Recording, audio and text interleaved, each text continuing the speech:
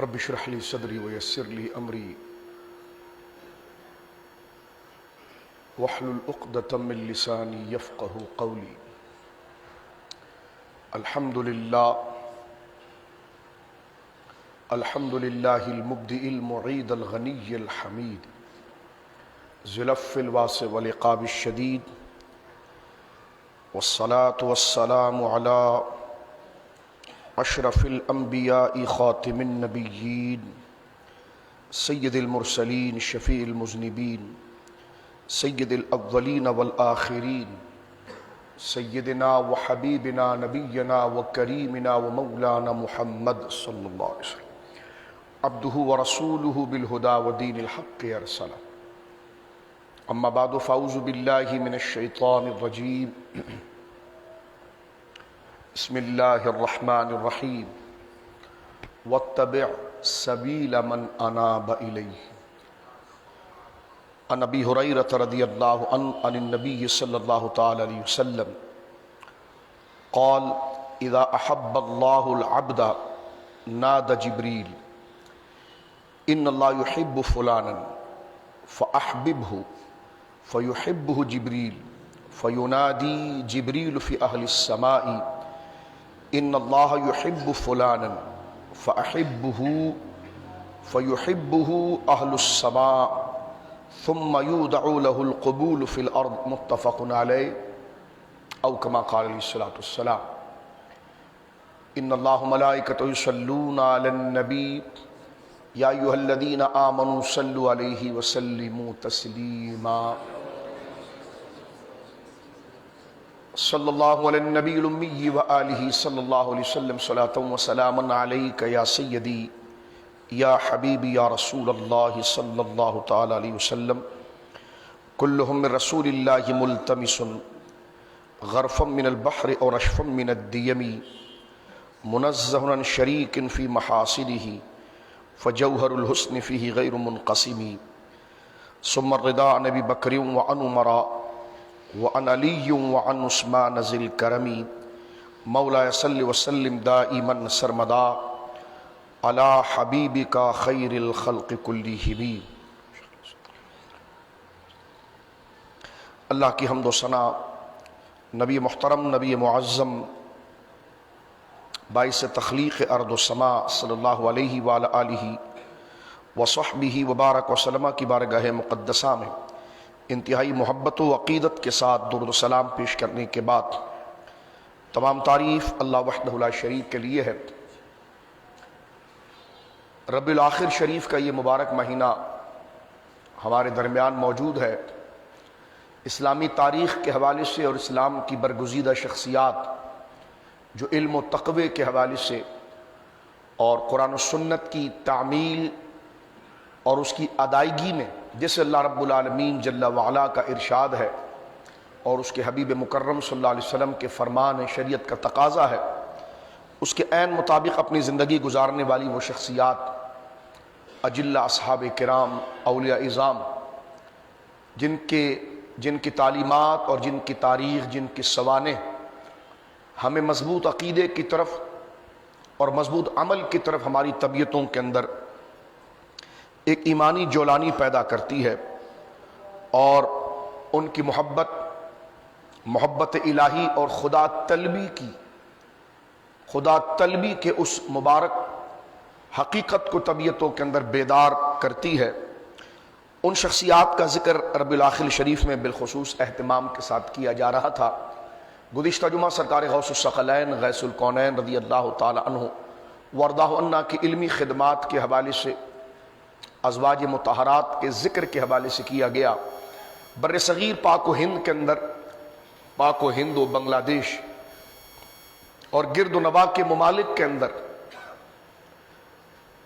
اسلام کے ایک بڑی برگزیدہ شخصیت کے جن کے دم قدم سے دین اسلام کو بہت عظیم تقویت حاصل ہوئی، اور بندگان خدا جو دنیاوی محرومی کی بنا پر کہ جہاں ریاست کا فقدان، جہاں دنیاوی سہولیات کا فقدان، جہاں عدل کا فقدان، جہاں ہر محکمہ یا جو برسر اقتدار آ جائے وہ مطلق العنان ہو کر جابر اور ظالم بن کر ہر قسم کے ظلم و جور کو جائز رکھے اور لوگوں کے حقوق کی پامالی کرے، یہاں تک کہ وہ اپنی بدمعاشی میں اور اپنی خرابی میں اتنا آگے بڑھ جائے کہ اسلام کے احکام کو روکنے کی وہ کوشش اور اس کے اندر وہ سرگرداں ہو جائے، تو اس وقت اسلام کی تعلیم کو جہاں نظام حکومت کی طرف سے نقصان پہنچ رہا ہو، ایسے قوانین بنائے جا رہے ہوں جو شریعت کے مخالفت پر دلالت کرتے ہیں، ایسا ماحول معاشرے میں کھڑا کیا جا رہا ہو ریاستی طاقت کے ذریعے جو شریعت مطہرہ اور اسلام کے بالکل برخلاف ہے، تو اس وقت اسلام کو بچانے کا اور لوگوں کے دلوں کے اندر خدا طلبی اور خوف خدا اور اسلام کے ساتھ ایک والہانہ قلبی تعلق رکھنے کے لیے اعتقادی اور عملی طور پر اپنے آپ کو، اپنے اندر ایمان کی حرارت کو زندہ رکھنے کا ایک واحد ذریعہ بر صغیر کے اندر تصوف یعنی حضرات صوفیاء کرام کی خانقاہیں اور ان کا سلسلہ رہا کہ جنہوں نے اس جور و طاقت کے مقابلے پر گلی گلی کوچے کوچے علاقہ در علاقہ بدعملی اور بد اعتقادی کا بڑی تربیت کے ساتھ مقابلہ کیا اور مسلمانان اسلام کے دلوں کے اندر عمل کی، شریعت کی فرمان برداری کی، قرآن و سنت کی اتباع کی اہمیت اور سب سے بڑی بات خدا طلبی کے اس جذبے کو ان کے دلوں کے اندر زندہ رکھا، اور انہی کو ہم اصحاب طریقت صوفیان طریقت کہتے ہیں۔ اور ان میں 725 ہجری کے اندر بر صغیر کے اندر اس اخلاقی اور دینی محاذ پر اور شریعت مطہرہ کی اس مکمل تعلیمات پر عملی تحفظ کرنے والا وہ سلسلہ، جہاں طریقت کے سلسلے دیگر ہیں وہاں سلسلہ چشتیہ کے ایک عظیم اکابر کہ جن کا فیضان تقریباً بنگلہ دیش، پاکستان، ہندوستان کے ہر علاقے، ہر قریے، ہر خطے تک پہنچا، اور اسلام کی حرارت، روشنی، اسلام کی لذت اور ایمان کی برکت، ان کی صحبت، ان کی تربیتی یافتہ لوگوں کی محنتوں کے ذریعے لوگوں تک پہنچی۔ اور آج یہ کہنا بالکل بجا ہوگا کہ اتنا یعنی ریاستی طور پر جیسا غلبہ خلفائے راشدین کے دور میں تھا، اس کے بعد بالتدریج ریاست اور حکومت کے اندر مسلمانوں میں انحطاط اور کمزوری آتی چلی گئی، یہاں تک کہ اسلام دشمن لوگوں نے ریاستوں پر غلبہ کر لیا، مسلمانوں کی حکومت پر قابض ہو گئے، یا پھر اس قسم کے ڈمی لوگوں کو انہوں نے ریاست اور حکومت کے اوپر بٹھایا کہ شکل مسلمانوں کی تھی لیکن نظام سارا کفر کا تھا، الحاد کا تھا، جو آج میں اور آپ اس کا سامنا کر رہے ہیں۔ یہ ایک آج کی بات نہیں، یہ صدیوں سے یہ سلسلہ چلا آیا ہے کہ جب سے مسلمانوں کی سیاسی فقدان، اور سیاسی فقدان کے اندر سب سے بڑی چیز حب دنیا اور لالچ اور ہوس اور انانیت اور فخر، نسب و حسب پر فخر کا یہ ایک ایسا طریقہ چلا جس نے شریعت پر عمل کرنے پر اور بندگان خدا کے ساتھ عدل اور انصاف کرنے کی جو مضبوط راہ تھی اس کو آہستہ آہستہ وہ حکمران چھوڑتے چلے گئے، اور ریاستی اعتبار سے اسلام کی جو تبلیغ، اسلام کا جو فروغ بطور جہاد کے یا نفاذ کے ہونا چاہیے تھا، حکمران خود بد عمل اور بد عقیدہ ہو گئے، تو نیچی سطح کے اندر، گلی کوچوں کے اندر اسلام اور اہلیان اسلام کے لیے کوئی ایسی راہ نہیں تھی کہ وہ اسلام پر پابند رہیں اور اعتقادی طور پر، عملی طور پر اللہ رب العالمین جل وعلا سے جڑے رہے۔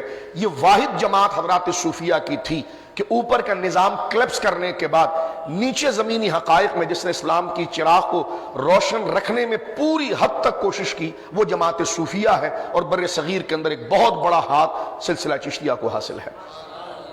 سرکار غریب نواز کے دور مبارکہ سے اگر دیکھا جائے تو یہ ساری چیزیں سامنے آ جاتی، کیونکہ اسلام دیکھیے، اگر اس کو ہم تاریخ کے اعتبار سے دیکھیں اور اپنے آپ کو تھوڑا بیدار کر کے کوشش کریں تو تبلیغ کے دو ذرائع ہیں۔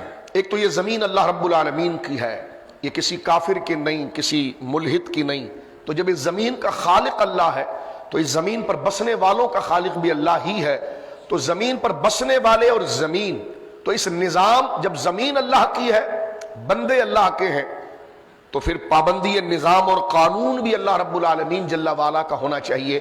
اس لیے اسلام صرف مسجد تک دین کی بات نہیں کرتا، بلکہ معاشرے کے اندر بھی اور گھر گلی کوچوں کے اندر بھی بطور ریاست اور حکومت کے تخت اور اسمبلیوں میں بھی اللہ رب العالمین جل وعلا کا دین اس بات کا تقاضا کرتا ہے کہ جو سیاسی نظام اور جو دینی نظام قرآن مجید دیتا ہے اس کو باقاعدہ عملی طور پر جماعت کو تیار کر کے، چاہے اس کے لیے طاقت کا استعمال کرنا پڑے، لیکن اس سے پہلے لوگوں کے ذہن بنائے جائیں، ان کے اندر خدا طلبی، خدا خوف اور آخرت کی ذمہ داری، اور اتنی بڑی نعمت جو اللہ رب العالمین نے جان و ایمال کے طور پر دی ہے، تو اس کا صرف کہاں کرنا ہے؟ وہ ایک نظام لانا ہے، وہ دستور لانا ہے، تاکہ اس دستور کو قانونی شکل کے طور پر بطور حکومت اور ریاست کے جب وہ نظام آتا ہے تو پھر احکام اور قانون کا نفاذ آسان ہو جاتا ہے، مال کی فراوانی بھی ہو جاتی ہے، طاقت لشکر بھی ہوتے ہیں، تاکہ جس قسم کی ضرورت ایک نظام کو اور ایک بنیادی قانون کو نافذ کرنے کے لیے ضروری پڑتا ہے، اس میں سب سے پہلی ضرورت ریاست کی رہتی ہے۔ خلفاء راشدین کے دور میں دیکھیے کہ اسلام جو بہت زیادہ پھیلا، اس کی وجہ بھی سب سے بڑی یہ تھی کہ ریاست متقی پرہیزگار لوگوں کے ہاتھ میں تھی، طاقت ان کے پاس تھی، مال ان کے پاس تھا، اختیارات ان کے پاس تھے، تو لہذا یوں سمجھ لیجئے کہ حکومت کے تخت کے اوپر بھی اللہ کا نظام نظر آتا تھا، منبر پر بھی نظام نظر آتا تھا، حکومت کے تخت پر بھی ان تلواروں میں بھی اللہ کا نظام نظر آتا تھا، تسبیح کے دانوں میں بھی اللہ کا نظام نظر آتا تھا، لیکن اس کے بعد جب بدعملی اور دنیا طلبی اور اپنی ہوس اور لالچ اور بے اعتدالی اور عدل کی مخالفت کا سلسلہ ہوس کا شروع ہوا، تو آہستہ آہستہ وہ نظام حکومت اور ریاست کے تخت سے کھسکتا چلا گیا، کم ہوتا چلا گیا۔ جیسا میں نے عرض کیا، یا تو کھلے کافر آ کر بیٹھ گئے، یا پھر ایسے لوگ آ کر بیٹھے کہ جو شکل و صورت اور نام اور خاندان کے اعتبار سے تو مسلمان تھے، لیکن ان کا مسلمانوں کے نظام و دستور سے کوئی تعلق نہیں تھا۔ جس طرح آج یہ ہے کہ ہم اپنی ذاتی ہوس کے لیے ورلڈ بینک کے آگے، ایف اے ٹی ایف کے آگے بھیکاریوں کی طرح جناب جو ہے کہ وہ کاسائے بھیک اور گداگیری کو پھیلائے ہوئے ہیں، اور وہ کہہ رہے ہیں ٹھیک ہے جناب ہم جنسی قانون بھی پاس کرو، ختم نبوت کے خلاف بھی قانون پاس کرو، تو رات کے اندھیری میں بتی بجھا کر جناب ہماری اسمبلیوں میں 50 بل پاس ہو رہے ہیں، جس میں خود یعنی ہم جنس پرستی، مرد کے ساتھ گویا کہ ناجائز تعلقات کام کر اس کو بھی پاس کرو۔ کیوں؟ کا جی گورے کا نظام ہے، جی کون مسلمان ہے جی وزیر مذہبی امور اتنے بڑے قادری ہیں جناب، وہ تو اتنے بڑے عاشق رسول ہے، وہ تو ریاست مدینہ ہے، وہ تو جپل اتار کر جناب جو ہے کہ مدینہ منورہ میں حاضری دیتے ہیں، یعنی پورا اسٹرکچر مسلمانوں کا ہے، لیکن جو نظام ڈیلیور کیا جا رہا ہے وہ کفر کا ہے۔ یہ آج سے نہیں، یہ شروع دور سے چلا آیا۔ تو اسلام جو بچا اور ایسے جابر اور ظالم اور فرعون اور نمرود جیسے حکمرانوں کے مقابلے میں مسجدیں آباد رہی، خانقاہ آباد، مسجدیں آباد رہی، گلی کوچوں کے اندر اسلام کی محبت اور تعلق اور عمل، نماز، روزہ، زکوٰۃ، حج، آخرت پر ایمان، یہ جو باقی رہا، اس میں ریاست کا کوئی عمل نہیں تھا۔ اس میں جس تحریک نے گلی کوچوں کے اندر بغیر کسی وسائل کے، انتہائی قسم پرسی کے اندر اور انتہائی تکلیف اور اذیت کے ساتھ اسلام کی شمع کو زندہ رکھا، وہ صوفیاء کرام تھے۔ یہ ان کی ضرورت، یعنی یہ پوری یوں سمجھ لیں 1400 تاریخ کا میں نے ایک پنچ لائن آپ کو سنا دی ہے، اسی کے تناظر میں اسی کو عنوان بنا کر بات کو سمجھا جاتا ہے۔ آج تصوف کے دشمن جیسے غامدی ہے یا غلام پرویز ہے، یہ لوگ یہ جو حملہ آور ہوتے، انتہائی بچکانہ اعتراض تصوف پر کرتے ہیں، ہم سنتے ہیں ان کا، آپ نہ سنیں جائز نہیں ہے، لیکن ہم کیونکہ جو تصوف کے مخالفین ان کو سننے کے بعد آپ کے سامنے بیٹھتے ہیں، ایسے نہیں کہ کوئی للو کی طرح ہم نے کوئی سبق یاد کر لیا اور آپ کے سامنے بیٹھ گئے، پہلے مخالفین کو دیکھتے ہیں کہ اس نظریے کے مقابلے میں وہ کیا اعتراض کھڑا کرتے ہیں، کیا معقول بات کرتے ہیں، اس نظام کے خلاف وہ کیا بات کرتے ہیں، تصوف کے نظام۔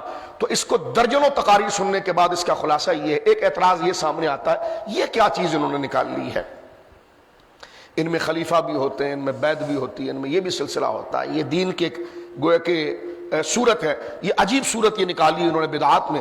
دین میں تو خلیفہ وہی ہوتا ہے کہ جو ریاست کے اوپر آتا ہے، ریاست کو چلاتا ہے، یہ بات کر دی گئی۔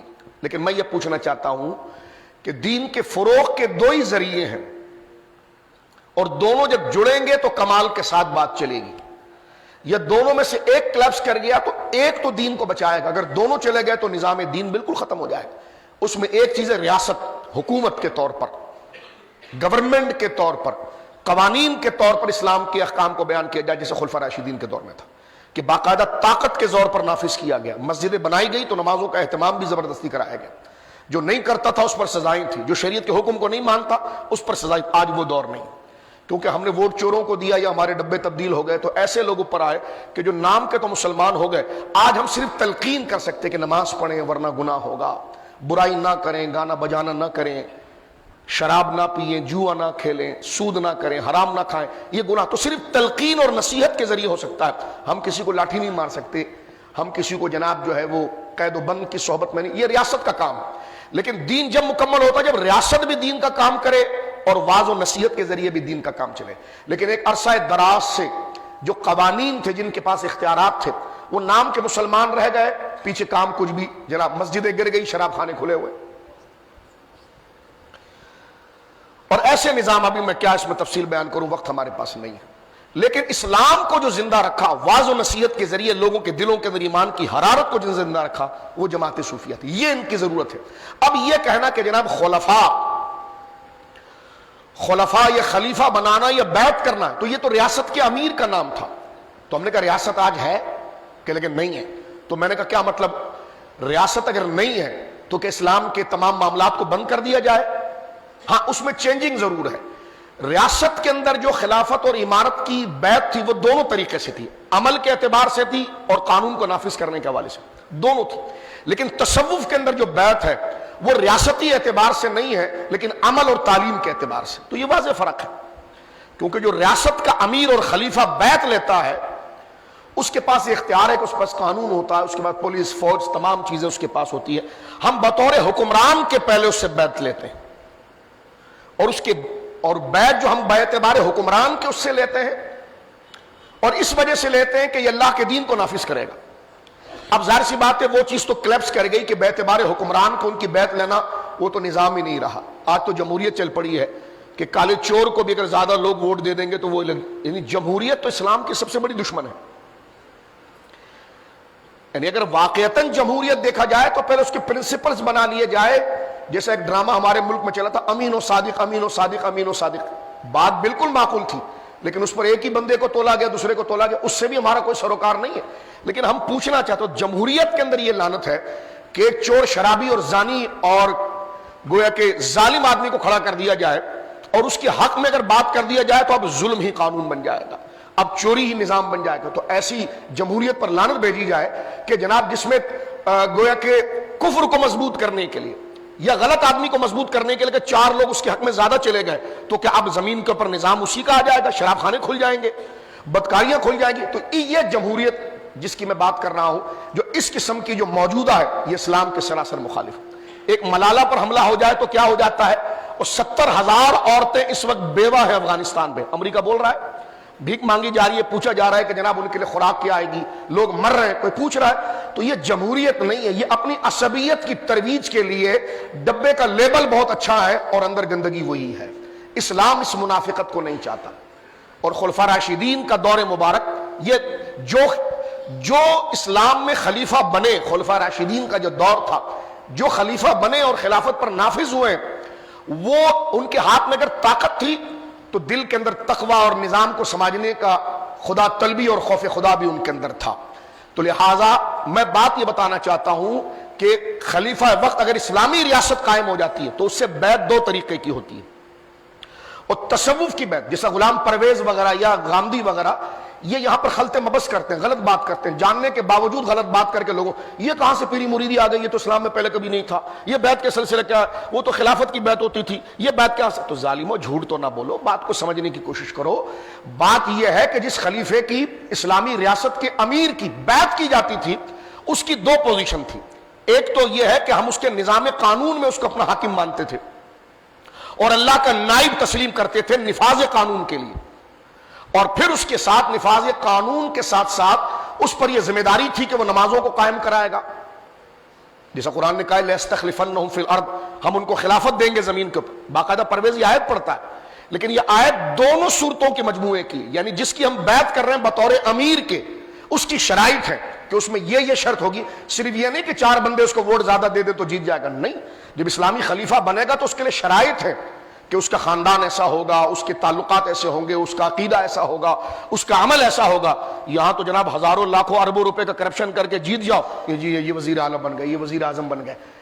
میں کسی پر تنقید نہیں کر رہا، لیکن بتانا چاہ رہا ہوں یہ منافقانہ نظام تو بہت بدترین نظام ہے. اس کا اسلامی خلافت سے کوئی تعلق نہیں. اسلامی خلافت جو ہے وہ یہ ہے کہ نماز یہ زمین اللہ کی ہے، جب زمین اللہ کی ہے تو اس میں بندے اللہ کے، جو بندے اللہ کے تو نظام بھی اللہ کا مانا جائے گا۔ تو اللہ کا نظام کیا ہے؟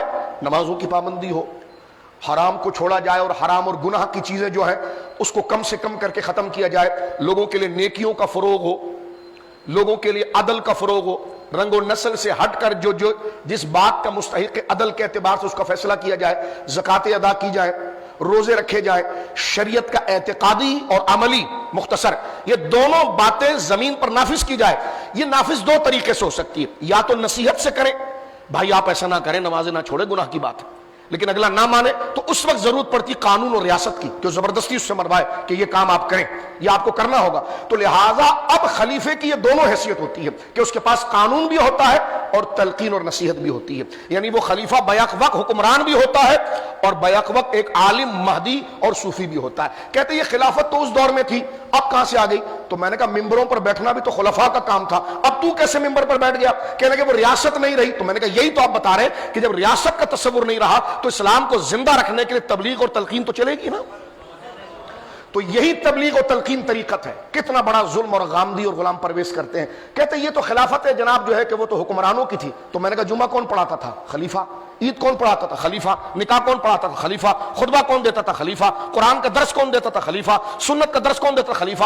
یعنی وہ عملی شکل کو بھی خود نافذ کرتا تھا اور قانونی شکل کو بھی نافذ کرتا تھا۔ لیکن جب خلفائے راشدین کے بعد ایسے لوگ نہیں آئے تو قانونی طور پر اللہ کے قانون کو نافذ کرنے کے وہ اختیار والے وہ احکام جب کلیپس کر گئے تو خدا کے دین کو تو زندہ رکھنا ہے، تو صوفیہ ٹولی بنا کر میدان میں آ گئے کہ بھائی اب ڈنڈے کے زور پر تو مجبور کر کے نماز نہیں پڑھا رہے، ڈنڈے کے زور پر مجبور کر کے شراب تو نہیں چھڑا رہے، ڈنڈے کے زور پر یا قید و بند اور جیل اور ہتکڑیوں کے ڈر سے ان کو زنا سے دور نہیں رکھ رہے، کیونکہ وہ تو اختیارات ہی نہیں ان کے پاس اور وہ نظام بھی کلیپس کر گیا، ایسے لوگ ہی نہیں رہے اب۔ لیکن کم سے کم اس نظام کو باقی رکھنے کے لیے نصیحت کے ذریعے کہ بھائی یہ زنا کا کام جہنم میں لے جانے والا ہے، یہ شراب کا کام جہنم میں لے جانے والا، نماز پڑھیے، اللہ رب العالمین یہ نے فرض کیا، تو یہ تلقین کا سلسلہ باقی رہے۔ اس کو اگر نقطہ اعتراض بنا دیا جائے تو مجھے بتائیے دین آگے کیسے چلے گا اور زمین پر دین کے احکام کیسے رہیں گے؟ تو حکومت کے گر جانے کے بعد اس پوری دنیا کے اندر اسلام کو اگر کسی نے بچایا وہ صوفیانی اس نصیحت کے ذریعے بچایا۔ لہذا اب وہ خلافت اس خلافت میں فرق ہے، وہ خلافت بطور نفاذ قانون کی تھی، جیسا میں نے ابھی آپ کے سامنے عرض کیا، نفاذ قانون اس خلیفے کی دونوں ذمہ داری تھی کہ وہ بطور صدر اور قانونی نافذ کرنے والا حکم بھی ہوگا اور دین کو عملی شکل میں لانے کے لیے مسلمانوں کے جو دینی تشخص ہے اس کا بھی وہ امام ہوگا، جیسے جمعے کی نماز وہی پڑھائے گا، عید کی نماز وہی پڑھائے گا، خطبہ وہی دے گا، یہ تمام چیزیں۔ لیکن ہماری بدعملی کے سیاسی طور پر ہم اپنی ہوس اور لالچ کے اندر اپنا پورا سیاسی نظام کفر کے حوالے کر چکے ہیں، جس طرح میں نے عرض کیا یا تو کھلے کافر آ گئے یا پھر نام نہاد مسلمان آ گئے، نام انہوں نے ریاست مدینہ یہ جو بھی لیا، پیچھے دوگر چیزیں گویا کہ چلنا شروع ہو گئی اور نفاذ وہی ہے۔ جس طرح میں نے آپ کو کہا کہ قومی اسمبلی میں آپ کے قانون پاس ہو رہے ہیں نا جناب کہ ہم جنس پرستی کو بھی پاس کریں تو یہ بھی پاس کریں، اب نام کیا ہے؟ ریاست کا، پاکی مدینے کا نام ہے۔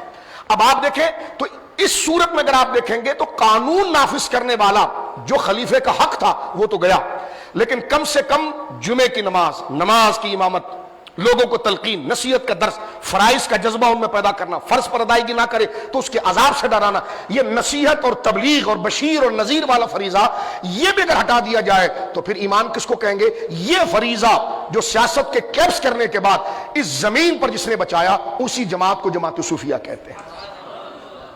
تو اس سمجھنے کے لیے میں نے، کیونکہ اس پر اعتراض غلام پرویز کھڑا کرتا ہے اور غامدی کھڑا کرتا ہے کہ وہ خلافت دو، کتنا بڑا جھوٹ جانتے ہوئے اس بات کو کہتے خلیفہ تو جناب وقت کا امیر خلیفہ بنتا ہے یا مرشد کا نائب کیسے خلیفہ ہو سکتا ہے؟ تو میں نے کہا وہ خلیفہ لوگوں کی گردن کاٹنے کے لیے نہیں بن رہا، لوگوں کو جیل میں ڈالنے کے لیے نہیں بن رہا، ہتکڑی لگانے کے لیے نہیں بن رہا، ڈنڈا مارنے کے لیے نہیں بن رہا، یہ سیاسی خلیفہ نہیں بن رہا، یہ تلقین کے طور پر جیسے ایک استاد یونیورسٹی اور کالج کے اندر ایک بچے کو مکمل پورا نصاب پڑھا دے اور اس کو اجازت دے کہ اب تمہیں اختیار ہے کہ تم کہیں جا پر مکتب کھول کر لوگوں کو یہ سبجیکٹ پڑھا سکتے ہو، تو لہذا دین کی نصیحت اور عمل میں مکمل اس کو دل و جان سے اس کے ساتھ مجاہدات، اس کے ساتھ ساتھ محنت کر کے، اس کے ساتھ مکمل پریکٹس کر کے اس کو نیکیوں کی عادت ایسی دلا دی جائے کہ وہ لوگوں کے سامنے نیک نہ رہے، بلکہ خوف خدا اور خدا طلبی اس کے دل میں اتنی ڈال دی جائے کہ وہ اندھیرے میں بھی اللہ رب العالمین کے احکام کے ساتھ بغاوت نہ کرے۔ تو جب مرشد دیکھے کہ میرا مرید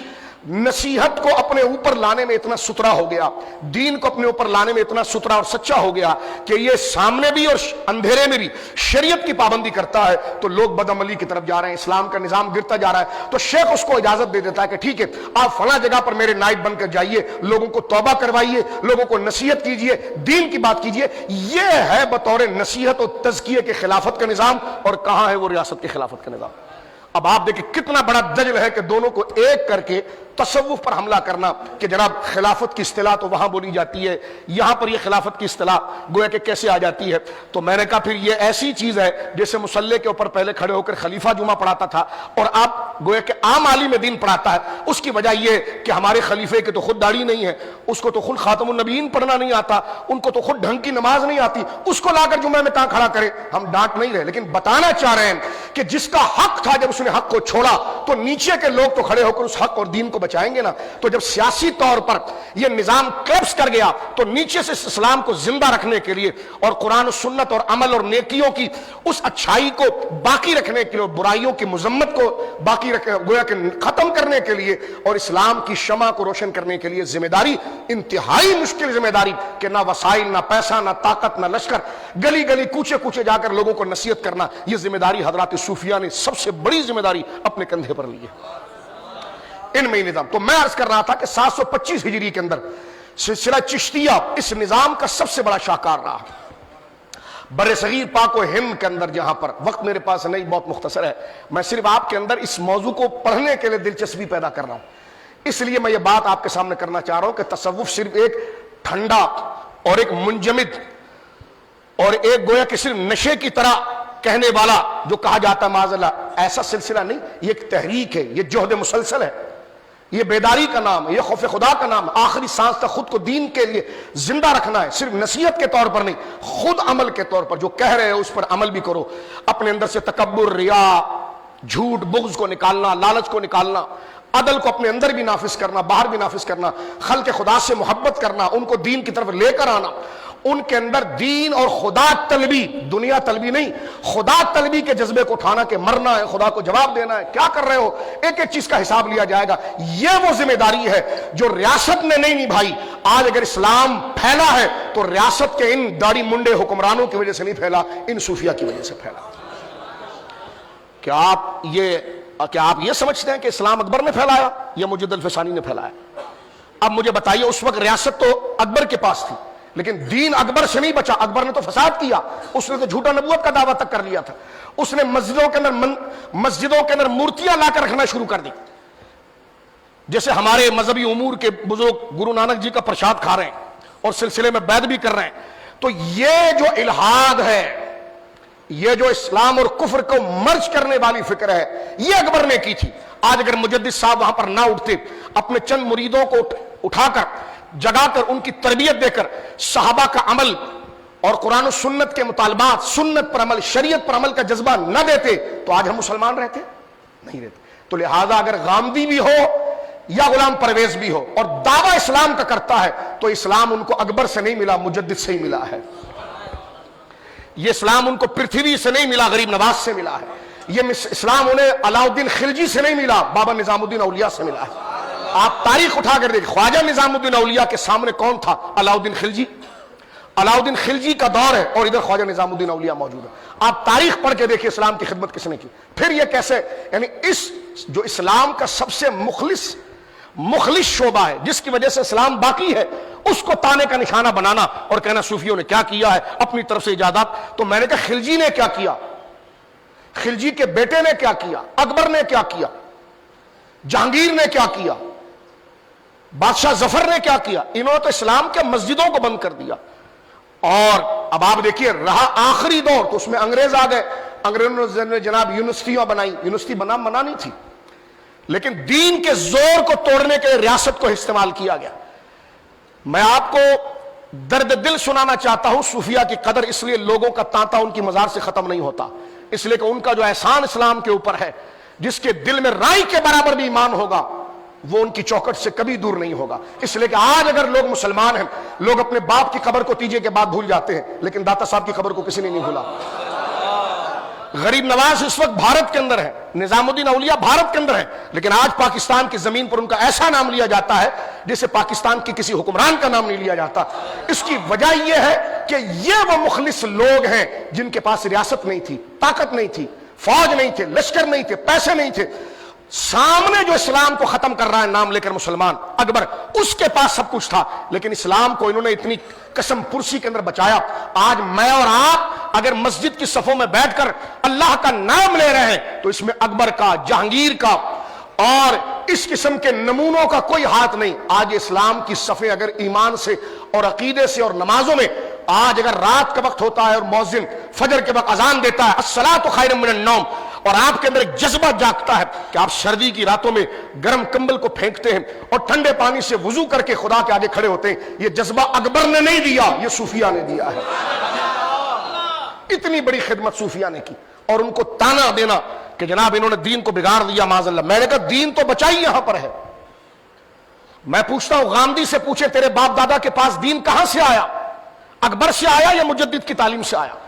اکبر نے تو ہندو اور اسلام کو مرج کر لیا تھا. یہ مسکرا کر سننے کی بات نہیں، یہ بیداری کی بات. خواجہ نظام الدین اولیاء کی خدمات کو اس طرف سے آ کر آپ دیکھیں، کبھی علاؤالدین خلجی کا دور دیکھیں اور خواجہ نظام الدین اولیاء سامنے موجود ہے. بدعملی کا ایک بازار ہے. غوث اعظم کا دور مبارک دیکھیں اور وہاں مسلمانوں کے بنو عباس کے خلفاء کی بدعملیاں دیکھیں. ادھر جناب جو ہے طرابلس کے علاقے میں، مصر کے علاقے کے اندر صلیبیوں نے حملہ کر دیا ہے، ہزاروں مسلمانوں کو مار دیا. اور جن مسلمانوں کو مارا نصرانیوں نے، رومن نے اور عیسائیوں نے، ان کے ساتھ ہمارے مسلمان جبہ اٹھا کر صلح کر رہے تھے. اس وقت صرف شیخ عبد القادر جیلانی واحد شخص تھا. میں آپ کے سامنے عرض کر رہا ہوں کیونکہ 583 ہجری 583 ہجری قبلہ اول کی آزادی ہے. غوث اعظم کا وصال جو ہے 561 ہجری ہے. یہ وہ دور ہے جس میں قبلہ اول پر حملہ ہو چکا ہے.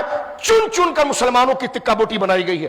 ہزاروں نہیں لاکھوں مسلمان بچے یتیم ہو گئے، عورتیں بیوہ ہو گئی. جو افغانستان کا حال ہے، اس وقت جتنے بھی بنو عباس کے خلفاء تھے، یا تو بھارت کے ہندوؤں سے ان کا رابطہ تھا یا انگریزوں کے ساتھ رابطہ تھا کہ ہمارے وہاں کہہ رہے ہیں کہ کس طرح FATF پر عمل کر لیا جائے، کس طرح ورلڈ بینک کی بات مان لی جائے. یعنی عیاشی خود کی ہے، خیرات ان سے لینا ہے، خیرات ان سے لے کر نام ریاست پاکستان کا ہوگا اور پیچھے کفر کا نظام چلے گا. میرے دوستو یہ لالچ اور ہوس کا یہ دور چلتا رہا. لیکن حضرت غوث اعظم کو آپ دیکھیں، آپ نے 10 15 20 جو اپنے امیر ترین مریدین تھے ان کو تیار کیا، پورا محلہ بنایا، اپنے مریدوں کو وہاں بھیجا، وہاں کے یتیم بچوں کو یہاں لایا گیا، بغداد لایا گیا، بیواؤں کو لایا گیا، بوڑھوں کو لایا گیا، جتنا ہو سکا. ہزاروں، میں اگر یہ کہوں تو یہ مبالغہ نہیں ہوگا، ہزاروں یتیم بچوں کے لیے مکانات غوث اعظم نے بنائے. ان کو خود پڑھایا، بیواؤں کی خدمت کی، بوڑھوں کے ساتھ نصیحت کے ساتھ پیش آئے. قبلہ اول جب فتح ہوا 583 ہجری، سلطان صلاح الدین ایوبی فوج اپنے گھر سے نہیں لایا تھا، یہ غوث پاک نے تیار کر کے دی تھی. لیکن آج جہاں سیاستدانوں نے غدر کیا وہاں پیروں نے بھی کیا ہے. آج پیروں نے مدرسہ نہیں بنایا الا ماشاءاللہ، پیروں کے بنگلے بن گئے، مدرسے نہیں بنے، مسجدیں نہیں بنی. غوث اعظم جس کے لیے جہاد، کہنے کا مقصد صرف یہ ہے، غوث اعظم کوئی گورنر تو نہیں تھے، وزیر اعظم تو نہیں تھے، صدر تو نہیں تھے، ان کی ذمہ داری نہیں تھی یہ.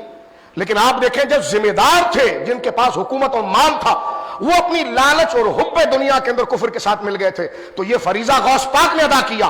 آج عراق سے لے کر ہندوستان تک یہ اسلام جو 1000 سال میں آگے پہنچا، یہ غوث پاک کے تیار کردہ وہ مسلمان بچے تھے جنہوں نے آگے لوگوں کو مسلمان بنایا، انہوں نے آگوں کو بنایا. تو لہٰذا تصوف پر حملہ یہ صوفیت پر حملہ نہیں، یہ اسلام پر حملہ تھا. یہ میں نے آپ کے سامنے الگ الگ جگہوں سے ایک پکچر پیش کی ہے تاکہ آپ کو پتا چلے کہ یہ صوفیہ جن کو آج آپ دیکھ رہے ہیں گھیرو قسم کے لوگ، یہ صوفی نہیں ہے، یہ گھیرو ہے. ان کا لباس ان کی طرح ہے، لیکن جو صوفی ہے وہ مسلمانوں کے درد سے درد تکلیف پاتا ہے، وہ عقیدہ حق کے نفاذ کے لیے کوشش کرتا ہے، وہ لوگوں کے اندر صوم و صلات اور عقیدہ کو پیدا کرتا ہے اور ان کو راسخ کرتا ہے، وہ لوگوں کے اندر عمل، ان کا تعلق رسول اللہ کے ساتھ جوڑتا ہے، اللہ کے ساتھ جوڑتا ہے. رات کے اندھیرے میں ان کے اندر خدا کے خوف کو پیدا کرتا ہے. رب کے آگے کھڑے ہو کر کیا جواب دیں گے اس احساس ذمہ داری کو پیدا کرتا ہے. اس کو صوفی کہتے ہیں. اور یہ طریقہ سلسلہ چشتیہ نے جہاں اپنے درجے پر ادا کیا، اور جن کا عرس آج ہم کر رہے ہیں، سرکار خواجہ نظام الدین اولیاء نے اپنے درجے میں بطریق اولیٰ اس کو ادا کیا. حضرت خواجہ نظام الدین اولیاء رحمۃ اللہ تعالی علیہ. اب آپ دیکھیے کتنی قسم پرسی کے اندر وہ ہوا ہے. 775 ہجری 725 ہجری آپ کا وصال ہے. غریب نواز نے بر صغیر کے اندر کفر کے مقابلے میں ایسی ٹیم بنائی، سارے سلسلوں کے ہم ماننے والے اور ان سے غلامی نسبت رکھتے ہیں، لیکن سلسلہ چشتیہ ایک انقلابی سلسلہ ہے. سرکار غریب نواز رحمۃ اللہ علیہ نے کئی خلفاء بنائے. اب آپ راجستھان کے لیے اگر آپ دیکھیں تو حمید الدین ناگوری کو بھیجا. آج راجستھان جیسی راجپوتوں کی سخت زمین جن کو تلوار بھی نہ جھکا سکے، آج وہاں کلمہ طیبہ کی آواز آ رہی ہے تو یہ غریب نواز کا فیضان ہے. آپ جے پور کا علاقہ، جے پور راجستھان کا یہ پورا علاقہ انتہائی سخت پتھریلی اور صحرائی لوگ جن کو تلواروں ڈنڈوں سے مسخر نہیں کیا جا سکتا. آج افغانستان جیسی سنگلاخ زمین جہاں پر سپر پاور اپنے کپڑے پھینک کر ننگی ہو کر بھاگی ہے، لیکن آج وہاں پر اللہ کا نام گونج رہا ہے تو یہ فیض مجد الفسانی کا ہے. تو اتنی سنگلاخ زمین پر بغیر ہتھوڑے، بغیر تلوار، بغیر بندوق کے لوگوں کے دلوں میں ایمان اتارا، تو ان کی چوکھٹوں کو تو چومنا چاہیے، چاہے جا کے ان پر اعتراض کرنا چاہیے. اب آپ دیکھیے یہ صوفیہ کا طریق ہے اور یہ راستہ ہے. سرکار غریب نواز کے خلیفہ جہاں سرکار گیسو دراز حضرت سیدنا حمید الدین ناگوری رحمت اللہ علیہ کی ذات گرامی ہے، وہیں ان کے کئی خلفاء میں ایک سرکار بختیار کاکی. بختیار کاکی وہ ہیں جن کی خلافت کا زور اتنا ہے کہ سلطان التمش ان کے ہاتھ پر تائب ہوتا ہے. اب آپ دیکھیے، اور اگر آپ تاریخ ہند کا اگر مطالعہ کریں تو آپ دیکھیے کہ جس کو سلاطین غلامیہ کا پہلا خلیفہ کہا جاتا ہے قطب الدین ایبک، جو آپ کے انارکلی کے اندر لاہور کے اندر وہ آرام کر رہے ہیں، جو سلطان التمش کے نائب ہیں. اب آپ دیکھیے کہ جس وقت سلطان التمش کے بعد وہ وہاں پر نائب بن رہے ہیں، اور ان کا بلکہ حضرت شہاب الدین غوری کے بعد وہ نائب بن رہے ہیں، ان کے بعد نائب سلطان التمش بن رہے ہیں، ان کے بعد ان کی بیٹی رضیہ سلطانہ بن رہی ہیں. ان کی اخلاقی تربیت کر کے ان کے اندر جتنے بھی اسلام کی رمق کو پیدا کیا، کس نے کیا؟ سرکار بختیار کاکی نے کیا. اس کے بعد آ جائیے سرکار بابا صاحب کی طرف. حضرت بختیار کاکی کے کئی خلفاء، اس میں سے بابا صاحب کو اگر آپ پڑھ کر دیکھیں تو آج اس پنجاب کے خطے کے اندر آپ کو اسلام نظر آتا ہے تو اس بندے خدا کی وجہ سے نظر آتا ہے. بدایوں سے چل کر دہلی میں آنے والا شخص خواجہ نظام الدین اولیاء جو بخاری سید ہیں، 22 سال کے اندر ان کی ملاقات حضرت بابا فرید سے ہو رہی ہے اجودن کے مقام پر، یعنی جس کو آپ ابھی جناب پاک پتنگ شریف کہتے ہیں. یہاں پر ملاقات ہو رہی. بابا صاحب نے خود پڑھایا، تجوید کا قرآن بھی پڑھایا، عقیدے بھی پڑھائے، اہل سنت کی کتابت تمہید بھی پڑھائی. آج تو عجیب نظام ہے، صرف کینسر کا علاج کر دو تو کہتے ہیں یہ ولی کامل ہے، کسی کے پیٹ کا علاج کر دو تو یہ کہتے ہیں یہ ولی کامل ہے، کسی کا بخار دور کر دو تو کہ یہ ولی کامل ہے. او بو وڈو پیر ہے، کیوں جی؟ اس نے بخار بھگا دیا. بالکل بزرگوں کے ہاتھ سے بخار بھاگ جاتا ہے، لیکن بخار بھگانے کا ولایت سے کوئی تعلق نہیں ہے. پہلے ولایت کا تعلق ہے عقیدہ اہل سنت سے. بو وڈو پیر ہے. میں نے کہا کیا وڈو پیر ہے؟ کہنے لگا جی انہوں نے تو فلاں علاج کر دیا. تو میں نے کہا صحابہ کے بارے میں کیا عقیدہ ہے؟ کہنے لگا چھوڑو. تو میں نے کہا یہ نفس پرستی ہے. عامل اور ہوتا ہے، ولی اور ہوتا ہے. ایسا تو کوئی غیر مسلم بھی کوئی مشق کر لے تو وہ جنوں کو مسخر کر لیتا ہے. وہ کسی کا بھوت اتار سکتا ہے، وہ کسی کا جادو اتار سکتا ہے، وہ کسی پر منتر پڑھ کے دے تو جناب اس کا پیلیا دور ہو سکتا ہے. تو عملیات اور چیز ہے، بیعت کے لیے ولایت اور چیز ہے. ولایت کے لیے عقیدہ چاہیے، عمل چاہیے، سنت کی پابندی چاہیے، دوام چاہیے. ہاں جس کے اندر یہ دونوں چیز مل جائے وہ نور لا نور ہے. ہمارا یہ ہے کہ ہم کسی کا دم چلتا ہوا دیکھیں. بزرگوں کا دم چلتا ہے، اس کا انکار نہیں ہے، چلتا ہے، اس کا انکار نہیں، لیکن مطمع نظر دم نہیں، اس کے عقیدے پر رکھنا ہے کہ یہ ہے کون بھائی، یہ خود کس سے مرید ہے، یہ لوگوں سے باتیں کیا کرتا ہے. کیونکہ ہاتھ جب آپ چومتے ہیں نا، آپ حکیم کا ہاتھ نہیں چومتے، ڈاکٹر کا آپ نہیں چومتے، پیر کا ہاتھ جو چومتے ہیں تو اس کے دم کی وجہ سے نہیں چومتے، اس کے عقیدے کی وجہ سے چومتے. تو ہاتھ اس کا چوما جائے گا جو اہل سنت ہوگا، جس کے عقیدے صحابہ اہل بیت کے لیے کلیئر ہوں گے، جس کے عقیدے کے اندر رفض اور خروج نہیں ہوگا، جب اس کو مرید بنایا جائے گا. تو اپنے آپ کو کلیئر کیجئے. یہ صوفیاء نے درس یہی دیا ہے کہ بد عقیدگی، یعنی جیسے میں نے عرض کیا کہ غیر مسلم بھی کسی کا جادو اتار سکتا ہے، ممکن ہے، یہ تو ظاہری چیز ہے. جیسے غیر مسلم ڈاکٹر ہو سکتے ہیں، جیسے غیر مسلم ڈاکٹر ہو سکتے ہیں، ایسے غیر مسلم عامل بھی ہو سکتے ہیں کہ جادو اتار دیا، پیلیا اتار دیا، کسی کا کینسر دور کر دیا، یہ ہو سکتا ہے. لیکن اہل ایمان بھی کرتے ہیں، بالکل حق ہے. لیکن اہل ایمان کی عقیدت ان کے اس عمل تعویذ کی وجہ سے نہیں ہوتی، ان کے ہاتھ ان کے عقیدے کی وجہ سے چھومے جاتے ہیں. تو اپنے آپ کو میچور کریں. اگر اللہ کے، کیونکہ پیر کو پکڑا جاتا ہے اللہ کے لیے، کپڑا بکوانے کے لیے نہیں، پلاٹ بکوانے کے لیے نہیں، کینسر کا مرض ختم کرنے کے لیے نہیں، بخار کو ختم کرنے، اصل اس کو پکڑا جاتا ہے اللہ کے لیے. جو قرآن نے کہا وَاتَّبِعْ سَبِيلَ مَنْ أَنَابَ إِلَيْهِ، اس کا ہو جا جو اللہ کا ہو گیا. جو بدعقیدہ ہوگا وہ اللہ کا نہ ہوا تو وہ تمہیں اللہ تک کہاں لے جائے گا. تو لہٰذا عملیات، پھر سن لیجئے بات کو سمیٹ رہے، عملیات اور چیز ہے، ولایت اور چیز ہے. ہر ولی عامل ہوگا لیکن ہر عامل ولی نہیں ہو سکتا، کیونکہ عملیات تو غیر مسلم بھی کر سکتا ہے. آپ اس لیے کسی کو وڈا پیر کہنے سے پہلے اس کا عقیدہ پوچھ لیا کریں، پھر اس کو لا کر ہمارے سر پر نافذ نہ کرے کہ اس کو مان. 25 سال ہم منبر کے اوپر عقیدہ ایمان بتاتا رہے اور لا کر کھڑ کے اس کو مان. میں نے کہا اس کو پہلے بول، یہ حضرت معاویہ کے بارے میں کیا کہتا ہے، یہ صحابی کے بارے میں کیا کہتا ہے. کہنے لگا ہمارا پیر ہے. میں نے کہا پیر نہیں، پہلے دین ہے. مسلح پر وہ کھڑا ہوگا جس کا عقیدہ صحابہ کے لیے ٹھیک ہوگا، اللہ کی توحید کے لیے ٹھیک ہوگا، رسالت کے لیے ٹھیک ہوگا، اہل بیت و صحابہ کے لیے ٹھیک ہوگا. اگر جو پیر اپنا عقیدہ نہ بتا سکے تو اس سے ہاتھ ملانا حرام ہے، اس کو پیر کہنا حرام ہے. چہ جائے کہ تم اس کے مرید بن کر محلے میں لے کے پھر رہے 11ویں شریف کے نام پر. تو تھوڑا ہوش کریں. جو میرا حق تھا وہ میں نے بتا دیا. جو اس میں مزید مجھ سے بات کرنا چاہتا ہے دلائل سے ہم کرنے کے لیے تیار ہیں، لیکن کسی شخصیت کو ہدف تنقید نہیں بتا رہے. ہم نظام اسلام بتا رہے ہیں کہ پہلے دین ہے، بعد میں بندے کی دنیاوی ضرورت ہے. پہلے دین ہے، بعد میں دنیاوی ضرورت ہے. اب میں بات کو ختم کرتا ہوں کہ کس قسم پرسی میں خواجہ نظام الدین اولیاء نے کام کیا. خواجہ نظام الدین اولیاء رحمۃ اللہ علیہ کو اگر آپ دیکھیں تو ان کے خلیفہ سب سے اجل حضرت سیدنا چراغ دہلوی رحمۃ اللہ تعالی علیہ، نصیر الدین چراغ دہلوی رضی اللہ تعالی عنہ، آپ کے اجلہ خلفاء کے اندر آپ کا اس میں گرامی آتا ہے. حضرت سیدنا مولانا سراج اخی رحمہ اللہ، یہ آپ کے خلفاء میں سے. حضرت مولانا سراج الدین اخی ان کے خلیفہ ہیں علاء الحق جو بنگال کے تھے، ان کے خلیفہ ہیں حضرت مخدوم سمنانی. پھر آگے جا کر عبد القدوس گنگوہی رحمۃ اللہ علیہ، پھر ان کے بیٹے رکن الدین رحمہ اللہ، پھر ان کے مرید مجدد صاحب کے پیر و والد گرامی حضرت شیخ عبد الحج چشتی، پھر ان سے خلافت حضرت مجدد صاحب کو. تو گویا کہ یہ طریقت کے اپنے ایک کے بعد ایک پورے ادارے سلسلے والوں نے چھوڑے، تاکہ ہم اگر مزار میں چلے جائیں تو ہمارے پاس قرآن و سنت اور نبی کے دین کو بیان کرنے والا ہمارا خلیفہ موجود ہو. اس لیے میں آخری بات عرض کرنا چاہتا ہوں، ضروری نہیں کہ پیر کا بیٹا بھی پیر بنے، نہیں. جب وہ اس کے رشتے قدم پر ہوگا، وہ علم ہوگا، ویسا اس کا عمل ہوگا، تب وہ مسلح پر آ سکتا ہے. باپ نے پوری زندگی شریعت کے مطابق گزاری ہے، شریعت کا نفاذ کیا ہے، اللہ کے دین کی کام کیا ہے، حسینیت کے راستے پر چلا ہے، اور بیٹا داڑھی مول رہا ہے اور کہ جی گدی نشین ہے، نمازیں چھوڑ رہا ہے جی گدی نشین ہے، فلمیں دیکھ رہا ہے جی گدی نشین ہے، شیعوں کے ساتھ یاریاں جی گدی نشین ہے، سیاسی ٹاؤٹوں کے ساتھ رات کو شراب پی رہا جی گدی نشین ہے. تو یہ لعنت ہے، یہ تصوف کے خلاف دھاندلی ہے.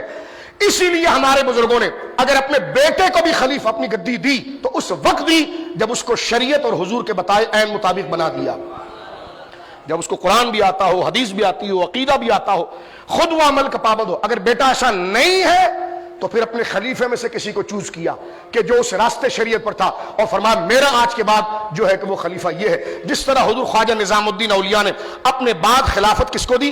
حضرت سید نصیر الدین چراغ دہلوی رحمۃ اللہ علیہ. وہ خلافت کس کو؟ اپنے بیٹے کو نہیں دے رہے، لیکن آگے وہ خلافت دے رہے مولانا سراج صاحب، اور وہ خلافت دے رہے علاء الحق، وہ خلافت دے رہے حضرت مخدوم سمنا کو. تو آپ دیکھیے، بیٹا اگر اہل ہے تو وہ منصب پر آئے گا، بیٹا اگر اہل نہیں ہے تو کسی مرید کو دے دیا جائے گا منصب. اس لیے کہ پرنسپل کے انتقال کے بعد چوکی دار کو اور جاہل کو پرنسپل یونیورسٹی کا نہیں بنایا جاتا، بلکہ جو طالب علم اس یونیورسٹی کے اندر واقعتاً اس سیٹ کا اہل ہو تو اس کو بنایا جاتا ہے. اگر غلط بندے کو بنایا تو ادارہ ختم ہو جاتا ہے، تباہ ہو جاتے ہیں. آج تصوف کو جو دوسرا سب سے بڑا نقصان یہ ہے کہ نااہل لوگ گدیوں پر آ گئے، اور ہم اتنے اندھے جی پیر کا بیٹا ہے جی پیر. میں نے کہا پیر کے بیٹے کا ادب ہے، لیکن وہ پیر نہیں ہو سکتا جب تک اس کے اندر شرائط نہیں آئے. آپ اس کا ادب ضرور کریں کیونکہ وہ پیر کا بیٹا ہے. پیر کے بیٹے کا ادب لازم ہے, کرنا چاہیے, کیونکہ باپ کے دل میں اولاد کی محبت ہوتی ہے. تو پیر مرشد کے دل کے سکون کے لیے ان کی اولاد سے پیار کیا جائے گا, لیکن ان کو پیر جب بنایا جائے گا جب وہ قول و فعل و عقیدے کے اندر شریعت کے مطابق ہوں گے. کیونکہ پیر کو پکڑائی جاتا ہے اس لیے کہ وہ اللہ رب العالمین جل وعلا تک لے جائے. حضرت سرکار خواجہ نظام الدین اولیاء سے کسی نے کہا کہ پہلے تو ہم نے دیکھا ہے کہ اب آپ اندازہ لگائیے, لوگ کہتے ہیں جی غریب نواز پر تقریر کیسی ہوگی. میں نے کہا میں نے ابھی تقریر شروع نہیں کی, صرف آپ کو تمہید بتا رہا تھا. ابھی تو ان کے حالات باقی ہیں, ان کے خلفاء باقی ہیں, ان کے دور باقی ہیں, ان کے دور کا اثر باقی. میں نے تو صرف جمعے کے اندر ایک ان کا تعارف پیش کیا تاکہ آپ ہمت کر کے اٹھیں اور ان کو پڑھیں اور دیکھیں. ان کو پڑھنے سے ہمارے اندر ایک ایمانی حرارت پیدا ہوتی ہے. آپ سے کسی آپ کے خلیفہ نے کہا کہ حضور آپ بیعت بہت زیادہ کرتے ہیں, اور اعلان کر دے جتنے مرید ہونے والے آ جاؤ. خواجہ نظام الدین اولیاء سے پوچھا کہ آپ پوچھتے کیوں نہیں ہیں؟ پہلے کے جو تھے بزرگ خواجہ غریب نواز وغیرہ, وہ پہلے اس کی تربیت کرتے تھے اور دیکھتے تھے جب اس کے اندر خدا طلبی کا مکمل جذبہ جاگ گیا تب اس کو بیعت کرتے تھے. اب آپ عام اعلان کر دیتے ہیں. آپ نے سر مبارک اٹھا کے فرمایا کہ بڑا عجیب دور ہے. ہم نے یہ دیکھا ہے کہ جب ہم کسی کو بیعت کرتے ہیں, بیعت کا معنی ہے کہ اس کے ہاتھ پر اللہ سے وعدہ کرنا کہ میں نمازیں نہیں چھوڑوں گا, میں روزہ نہیں چھوڑوں گا, میں سنت کے خلاف کام نہیں کروں گا, داڑھی مونڈتا تھا تو داڑھی رکھوں گا, بے نمازی تھا تو نماز پڑھوں گا, حرام کماتا تو حرام چھوڑوں گا. یعنی اللہ کی تمام شریعت کی پابندی کا عہد اس کے ہاتھ میں کرے. فرمایا اپنے مرید سے, فرمایا جب میں عہد لیتا ہوں تو میں دیکھتا ہوں اکثر لوگ جماعت سے نماز شروع کر دیتے ہیں, اکثر لوگ مسجدوں کی طرف آ جاتے ہیں. اور فرمایا دیکھو اب دلوں کے راز تو اللہ جانتا ہے. میرے پاس ایک بندہ آیا, بھلے گناہ گار تھا, لیکن وہ مجھ سے کہتا ہے خواجہ نظام الدین اولیاء سے کہ حضور میں سچی توبہ کرنے آیا ہوں. تو فرمایا میں اس کو بھگاؤں کیسے؟ تو فرمایا کہ اس لیے, یعنی یہ دیکھیں سلسلہ آگے کیسا چلتا ہے. فرمایا اس لیے کہ ایک بندہ میرے سامنے سچی توبہ کے عہد کے لیے بیعت کے لیے آیا ہے تو ظن المؤمنین خیرا, مسلمانوں کے لیے بھلائی کا ارادہ رکھا جائے گا. لہذا میرے سامنے اس کے احوال بالکل واضح ہے اور وہ خود رجوع اللہ کا وعدہ کر رہا ہے. تو فرمایا اس لیے میں عام اعلان کرتا ہوں کہ جو مجھ سے مرید ہونا چاہتا ہے وہ آ جائے اور سلسلہ چشتیہ میں شامل ہو جائے, اس نظام اور تعلیم کے اندر شامل ہو جائے. فرمایا میں نے دیکھا ہے کہ, اور واقعی میں یہ خواجہ صاحب کا فیصلہ و اجتہاد بالکل درست تھا کہ آج بنگلہ دیش ہو, افغانستان ہو, دہلی ہو, دکن ہو, پاکستان ہو, افغانستان ہو, بنگلہ دیش ہو, اس علاقے میں اکثریت جو مسلمانوں کی ہے ان کی اولادیں مسلمان ہوئیں جو پہلے مسلمان نہیں تھے. کن کی اولادیں؟ کہ جنہوں نے حضرت خواجہ غریب نواز کے اس پڑ پوتے مرید خواجہ نظام الدین اولیاء کے ہاتھ پر توبہ کی. نمازیں چھوٹ گئی تھی لیکن جب توبہ کی تو پھر حیا آتی تھی, شرم, کہ ہم نے اللہ کے ایک نیک بندے کے ہاتھ پر توبہ کیا. اب اللہ سے شرم آتی کہ یا اللہ ہم نے تو عہد کر لیا, اب ہم نمازیں چھوڑ رہے ہیں. تو وہ عہد, وہ وعدہ ان کے ہاتھ میں دیا ہوا وہ عہد, وہ شرم دلاتا تھا. تو لوگ توبہ کر کے اپنی نمازوں کی قضا کرنا, نمازوں کی طرف آنا. تو لہذا بیعت کا سلسلہ یہی تھا کہ ٹوٹی ہوئی امت کو دوبارہ رسول اللہ سے جوڑنا, بے لوسی کے ساتھ, ان کے جیب پر نظر نہ رکھنا, ان کے دلوں کی اصلاح کرنا. یہ سلسلہ طریقت کا ایک انقلاب ہے. کاروباری بھی چاہتا ہے کہ میری ایک فیکٹری ہو تو دوسری ہو جائے, دوسری ہو تو تیسری ہو جائے, تیسری ہو تو چوتھی ہو جائے. یہ اللہ والے ایسے ہیں, یہ کہتے ہیں جناب یہاں 5 لوگوں نے کلمہ پڑھ لیا ہے تو پھر ایک فیکٹری ذرا بنگلہ دیش میں کھول دیں, وہاں 50 پڑھ لیں گے. ایک ملتان میں کھول لیں, ایک توسا میں کھول لیں, ایک سیال میں کھول لیں, ایک گولڑا میں کھول لیں, ایک بدایوں میں کھول لیں. تو یہ وہ امن کی وہ فیکٹریاں ہوتی ہیں جن کے پاس اللہ کے بندے آتے ہیں اور شیطان سے بچتے ہیں, شرک سے بچتے ہیں, نافرمانی سے بچتے ہیں اور ان کے ہاتھ پر عہد کر کے اپنے آپ کو جوڑتے ہیں. اللہ رب العالمین ہمیں صوفیہ کی یہ لازوال خدمت کو سلام ہم پیش کرتے ہیں. اللہ رب العالمین ہمیں ان کی قدر کرنے کی توفیق عطا فرمائے, ان کے دیے ہوئے راستے اور نقش قدم پر چلنے کی اللہ ہمیں توفیق عطا فرمائے. طریقت کا مقصد ہے دلی طور پر شریعت کو قبول کر لینا اور شریعت کے احکام کو اپنے اندر لے آنا. تو واقعی میں اگر ہم کسی پیر صاحب کے مرید ہیں تو پھر ہم نے ان کے ہاتھ میں ہاتھ شریعت کے لے دیا تھا, تو اللہ ہمیں اس عہد میں ثابت رکھے کہ نمازیں ہم نہیں چھوڑیں گے, روزے ہم نہیں چھوڑیں گے, زکوٰۃ کی ادائیگی ہم مکمل کریں گے. آپ تو ایسے ہیں جیسا کہ آپ ڈرے ہوئے ہیں. آمین کہہ دیں, آمین کہہ دیں. شریعت کے پابند رہیں گے. یا تو ہمارے ماحول میں ڈبے پیر زیادہ آ گئے اس لیے آپ اچنبے میں دیکھ رہے ہیں, اچھا پیر اس کو کہتے ہیں, میں تو سمجھ رہا تھا جو کینسر دور کر دے وہ پیر ہوتا ہے. تو میں نے کہا نہیں، پیر اس کو ہی کہتے ہیں جو کفر کا کینسر ختم کرے، پہلے جو شرک کا کینسر ختم کرے، جو بدعقیدگیت کا، شیعت کا، وہابیت کا کینسر کو ختم کرے اور تمہیں سچا عاشق رسول بنا کر حضور کے حوالے کر دے. اللہ رب العالمین ہمیں طریقت کی راہ کو قبول کرنے کی توفیق دے. آج کے یہ جمعہ سلام پیش کرتا ہے خواجہ خواجگان سرکار محبوب الہی خواجہ نظام الدین اولیاء رحمۃ اللہ علیہ کی تربت مقدسہ کو، کیونکہ یہ لہٰذا تمامی حضرات سے کہا جاتا ہے وقت ملے